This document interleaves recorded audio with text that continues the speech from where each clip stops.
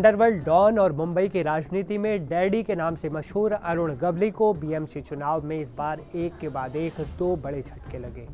अपनी मजबूत पकड़ वाले गढ़ में ही गवली परिवार को करारी हार का सामना करना पड़ा। उनकी दोनों बेटियां चुनाव हार गईं। अरुण गवली की बेटी योगिता ने भाईखला चिंचपोकली के वार्ड नंबर 207 से अखिल भारतीय सेना यानी एबीएस के टिकट पर चुनाव लड़ा था। वो अपना पहला चुनाव लड़ी थी और पहले ही चुनाव में उन्हें हार का सामना करना पड़ा। योगिता को बीजेपी के उम्मीदवार रोहिदास लोखंडे ने हराया। योगिता गवली के मुद्दों में शामिल था साफ पानी, ड्रेनेज और कचरा प्रबंधन। उन्होंने बुनियादी जरूरतों को प्राथमिकता दी और उन्हें मुद्दा बताया था। साथ ही शिक्षा, सुरक्षा और महिलाओं के रोजगार के मुद्दों पर भी काम करने का उन्होंने भरोसा दिया था, इच्छा जताई थी। उन्होंने कहा था कि लोगों का भरोसा फिर से लौटता दिख रहा है। हमें ऐसे काम करना है जिससे हम उनकी उम्मीदों पर खरे उतरें। हालांकि वार्ड की जनता ने अपना फैसला सुना दिया। योगिता को आगे और संघर्ष करना होगा। अरुण गवली की दूसरी बेटी गीता गवली को भी हार का सामना करना पड़ा है। वो भाईखला के वार्ड नंबर 212 से अखिल भारतीय सेना के टिकट पर चुनावी मैदान में उतरी थी, जहां से वो 3 बार नगर सेवक रह चुकी हैं।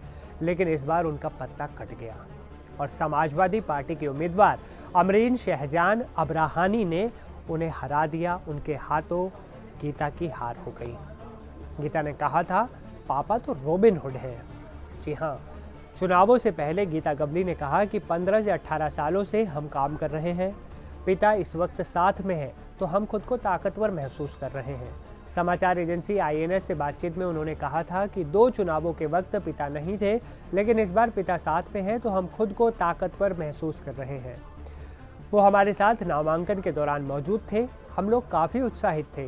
गैंगस्टर से नेता बने गवली को लेकर बेटी गीता ने कहा था, पापा तो रॉबिन हुड है। लेकिन गीता भी इस बार चुनाव हार गई। आइए अब बात करते हैं अरुण गवली के बारे में। कौन है वो?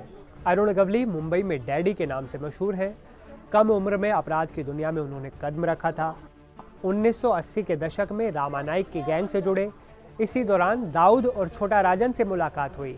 दाऊद के हथियार, ड्रग्स की खेप सुरक्षित पहुंचाने का काम वो करते थे, ऐसा दावा होता है।